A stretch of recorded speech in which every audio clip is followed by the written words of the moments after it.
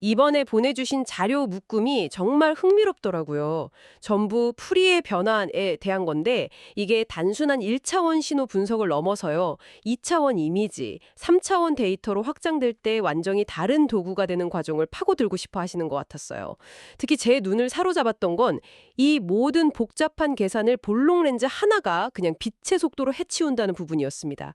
이게 오늘의 하이라이트가 아닐까 싶더군요. 바로 그 지점입니다. 이번 탐구는 순수한 수학 개념에서 출발해서요. 어떻게 그것이 렌즈라는 물리적 현실과 만나고 또 그 원리가 어떻게 현대 기술의 정점인 반도체 공정의 심장부에서 뛰게 되었는지를 따라가는 여정이라고 할 수 있습니다. 자연이 사실은 가장 완벽한 아날로그 컴퓨터를 이미 가지고 있었다는 걸 확인하는 과정이죠. 좋습니다. 그럼 가장 기본적인 것부터 시작해보죠. 저도 음성 신호 같은 1차원 데이터를 풀이에 변환하는 건 익숙합니다. 그런데 자료에서는 2차원 이미지로 넘어가면서 이게 완전히 새로운 차원의 이야기가 된다고 강조하더라고요. 솔직히 처음엔 그냥 계산을 가로로 한 번, 세로로 한 번, 두 번 하는 거 아닌가 싶었거든요. 변수 하나 늘어난 게 그렇게 큰 차이를 만드나요? 아주 좋은 질문입니다. 그게 바로 핵심을 꿰뚫는 질문이거든요. 계산 방식만 보면 말씀하신 게 맞습니다. 2차원 변화는 가로 방향으로 1차원 변환을 하고 그 결과 뭉치를 다시 세로 방향으로 1차원 변환하는 소위 분리 가능한 연산이에요. 그래서 컴퓨터로도 효율적으로 계산할 수 있죠. 하지만 중요한 건 그 결과물이 담고 있는 정보의 의미가 질적으로 달라진다는 겁니다. 의미가 달라진다. 어떤 의미죠? 하는가라는 단 하나의 정보만 가졌습니다.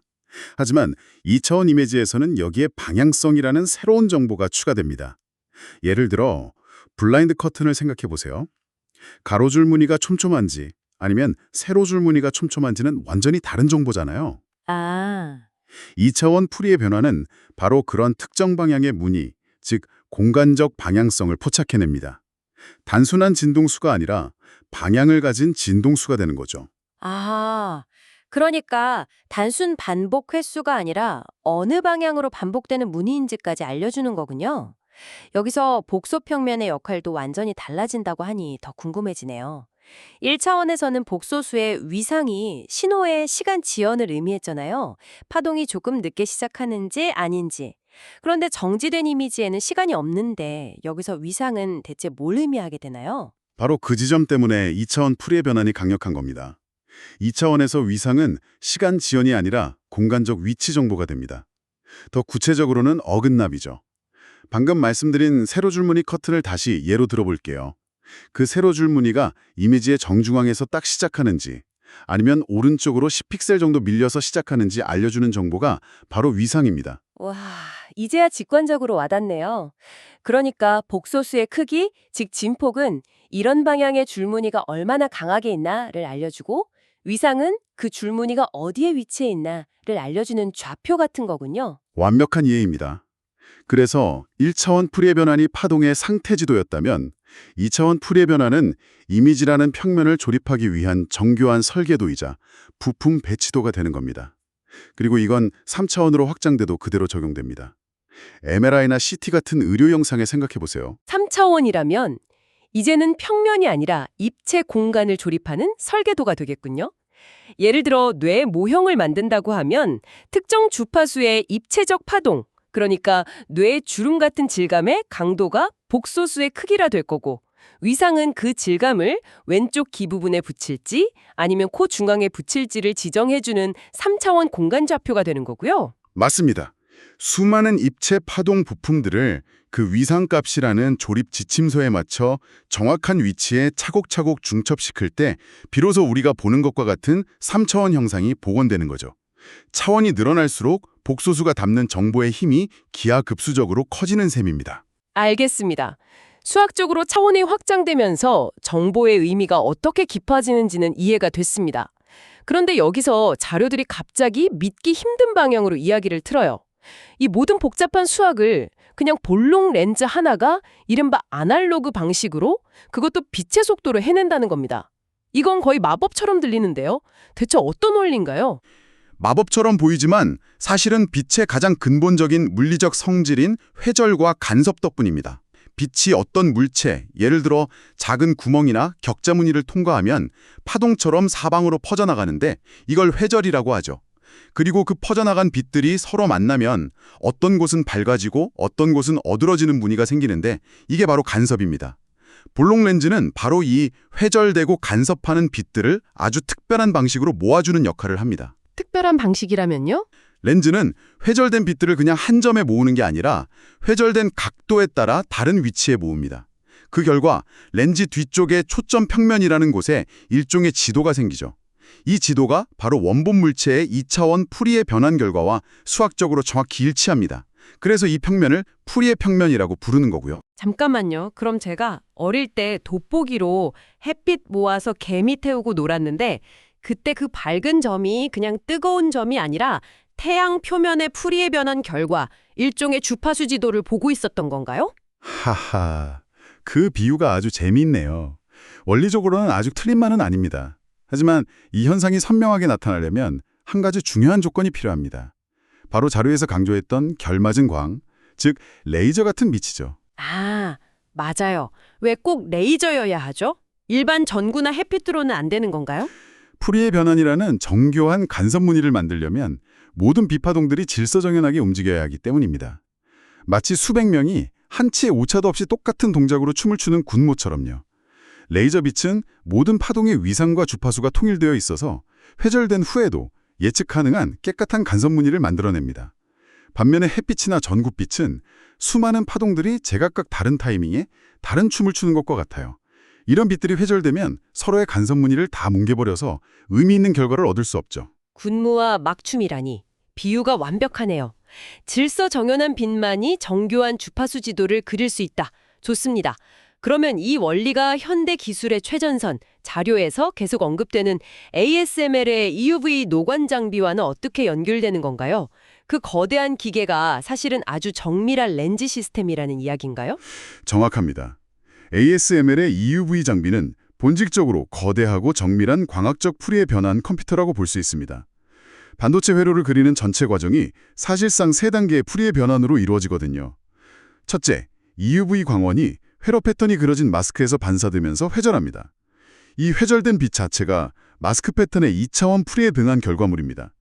즉, 빛이 마스크를 잃는 순간 이미 풀이의 변환이 일어나는 거죠. 그리고 두 번째 단계가 핵심이겠군요. 렌즈가 만들어낸 그 풀이의 평면에서 무언가를 하는 거겠죠. 맞습니다. 두 번째는 주파수 제어 단계입니다. 이 회절된 빛이 장비 내부의 풀이의 평면, 전문 용어로는 동공을 통과할 때 수십 개의 정밀한 거울 시스템이 특정 주파수 성분만 통과시키거나 위상을 미세하게 조절합니다. 이게 바로 소스매스크 최적화라는 기술의 핵심인데요. 마치 빛을 위한 물리적인 포토샵 필터처럼 최종 결과물인 회로가 가장 선명하게 그려지도록 불필요한 주파수는 걸러내고 필요한 주파수는 강조하는 겁니다. 와, 빛의 주파수 지도를 직접 편집하는 거군요. 그럼 마지막 단계는 이걸 다시 원래 이미지로 되돌리는 거겠네요. 그렇죠. 세 번째는 역풀이의 변환 단계입니다. 필터링을 거친 빛이 다시 광학 시스템을 통해 웨이퍼 위의 한 점으로 모이게 되는데 이 과정이 물리적인 역풀이의 변환입니다. 그 결과 주파수 정보였던 빛이 다시 실물 회로 이미지로 복원되어 웨이퍼 위에 새겨지는 거죠. 변환, 필터링, 역변환, 이 3단계가 나노미터급 회로를 탄생시키는 과정의 전부입니다. 듣기만 해도 정말 복잡한데요. 혹시 이 거대한 장비의 원리를 아주 간단하게 보여주는 일종의 실험실 버전 같은 것도 있나요? 자료에 4F 시스템이라는 게 있던데요. 네. 4F 시스템이 바로 이 광학 풀이의 변환의 가장 교과서적인 모델입니다. 아주 간단해요. 레이저, 물체, 그리고 볼록 렌즈 2개만 있으면 됩니다. 첫 번째 렌즈가 물체를 통과한 레이저 빛을 풀이의 변환해서 풀이의 평면을 만들고요. 그 평면 정중앙에 바늘구멍 같은 작은 필터를 놓습니다. 그러면 이미지의 전반적인 밝기 같은 저주파 성분은 막히고 경계선 같은 고주파 성분만 통과하겠죠. 그리고 그 빛을 두 번째 렌즈로 다시 통과시키면 역풀이의 변환이 일어나서 결과적으로는 물체의 윤곽선만 남은 이미지를 얻게 됩니다. 아주 직관적이고 우아한 방식의 이미지 처리죠. 렌즈 2개와 바늘구멍으로 이미지 필터링을 할 수 있다니 정말 놀랍네요. 이 모든 게 우연이 아니라 수학적으로 증명된다는 점도 짚어주셨어요. 이 물리 현상이 어떻게 수학 공식과 딱 들어맞게 되는 건가요? 자료에서는 호이겐스의 원리에서부터 모든 게 유도된다고 하던데요. 정확히는 호이겐스 프레넬 원리입니다. 핵심 아이디어는 개구면이라는 작은 구멍을 통과한 빛이 아주 멀리 떨어진 스크린에 어떤 무늬를 만들지 수학적으로 계산하는 과정에서 출발합니다. 그런데 그 계산 과정에서 프라운호퍼 근사라는 이름부터 어려운 개념이 등장하더라고요. 이게 결정적인 역할을 한다고 들었습니다. 이게 대체 뭔가요? 자료에는 그냥 계산을 복잡하게 만드는 2차 위상항을 무시하는 과정이라고만 되어 있어서 감이 잘 안 왔습니다. 그 부분을 좀 더 쉽게 풀어보죠. 야구장에 갔다고 상상해 보세요. 만약 우리가 포수 바로 뒤에 앉아 있다면 투수가 던지는 공이 다양한 각도로 날아오는 게 보일 겁니다. 하지만 우리가 외야 가장 먼 꼭대기 좌석에 앉아 있다면 어떨까요? 투수가 어디로 던지던 모든 공이 그냥 나를 향해 평행하게 날아오는 것처럼 보일 겁니다. 거리가 너무 머니까요. 프라운호퍼 근사가 바로 이 외야석 과정입니다. 우리가 관측하는 스크린이 빛이 나온 구멍에서 아주 멀리 떨어져 있어서 스크린에 도달하는 모든 빗줄기들이 사실상 평행하다고 가정하는 거죠.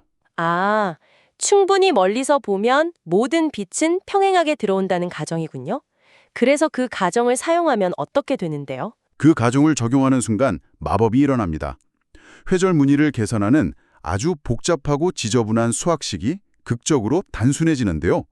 정리하고 나면 남는 최종 형태가 놀랍게도 개구면의 모양을 2차원 풀이에 변환한 수학 공식과 항 하나하나까지 정확히 똑같아집니다. 물리 현상을 설명하는 식이 순수 수학의 변환 공식과 완벽하게 일치하는 거죠. 와, 그러니까 멀리서 본 회절 무늬가 곧 그 물체 모양의 주파수 지도라는 사실이 물리 법칙으로부터 직접 증명되는 거군요. 이건 정말 아름답네요. 물리학에서 가장 아름다운 순간 중 하나죠.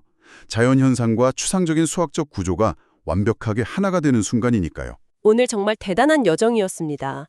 청취자분께서 보내주신 자료들 덕분에 푸리의 변환이라는 추상적인 수학 도구가 볼록 렌즈라는 물리적 도구를 만나 현실 세계를 해석하는 눈이 되고, 나아가 ASMR 장비 안에서 나노미터 세계를 조각하는 첨단 기술의 심장이 되기까지의 맥락을 생생하게 따라가 볼 수 있었네요. 시간 속 신호 분석에서 시작해 평면의 이미지, 입체 공간의 구조까지 차원을 넘나들며 점점 더 강력해지는 도구였습니다. 네, 특히 기치 회절 전상이 곧 푸리의 변환이라는 사실은 어쩌면 인간이 발견하기 훨씬 이전부터 자연이 가장 빠르고 완벽한 계산기를 이미 가지고 있었음을 보여주는 것 같습니다. 우리는 그 원리를 겸손하게 배우고 활용하고 있을 뿐이죠. 마지막으로 청취자분께 생각해 볼 만한 질문을 하나 남겨드리고 싶습니다. 오늘 저희의 모든 논의는 그 외야적 가정, 즉 파필드에서 관측한다는 전제 위에 서 있었습니다. 아주 멀리서 봤기 때문에 수학이 깔끔해지고 푸리의 변환이라는 아름다운 결과를 얻을 수 있었죠. 그렇다면 만약 우리가 그 가정을 버리고 무대 바로 앞으로, 니어필드로 다가간다면 어떻게 될까요? 수학적으로 무시했던, 계산을 복잡하게 만들었던 바로 그 2차 위상항이 살아나서 이미지에 어떤 영향을 미칠지 상상해 보시는 겁니다. 완벽한 주파수 지도가 아닌 뭔가 더 복잡하고 왜곡된 패턴을 보게 되지 않을까요? 그 패턴의 의미를 생각해 보는 것이 이번 탐구를 마무리하는 아주 좋은 방법이 될 것 같습니다.